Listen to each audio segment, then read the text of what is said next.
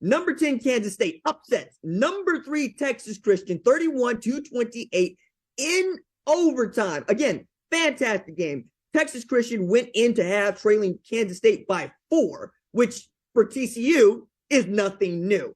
They were in the same situation most of the time this season and came back to win against Kansas State 38-28 in the second half, but not this time. Kansas State played outstanding football on both sides. Deuce Vaughn led the way with 26 carries, 130 yards, and a TD. But the Kansas State defense absolutely coming up big for defensive coordinator Joe Klanderman. As a matter of fact, they are able to force overtime by getting Texas Christian into 3rd and goal, 4th and goal situations and hold firm, stop them from scoring what would have been a score that could have won the game for Texas Christian, to force that overtime, in overtime, and then get the ball back to kick their field goal. Kansas State's defense was outstanding. I can't say enough good things about how they played against a really tough and resilient Texas Christian team. It did, however, take Kansas State overtime to beat TCU, and that is going to be important as for the next 12 hours.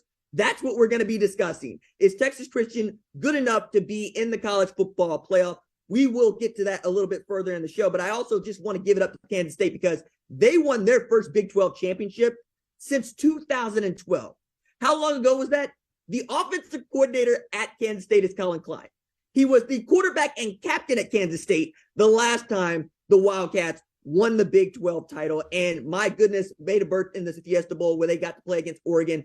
Great time for what I saw in, well, what I know of Optimus Klein and what I know of what he's absolutely been able to do against one, well, Texas Christian team that was undefeated and unscathed, and then to turn Will Howard into an absolute winner as we are continuing to see what Kansas State is capable of. I can't wait to see them in their New Year's Six bowl game. Max Duggan also outstanding in this game. He put the team on his back, especially in the second half, to send the game into OT. He had 95 rush yards on TCU's last TD drive alone. This is a man who was converting 2nd and 20s, converting 3rd and long with his legs. I'm familiar with this because he was doing a bunch of this actually in 2019 against one Oklahoma. When we were all talking about Jalen Hurts, it was Max Duggan that was really coming into form. Did not start the game didn't start the season as a starter, but ended as a starter when we all know that Chandler Morris is back there, and what a job Garrett Riley in particular has done as the offensive coordinator at Texas Christian. I think it's going to be between him and Jesse Minter for the Broyles Award. Both guys deserve it. I can't wait to see who they choose.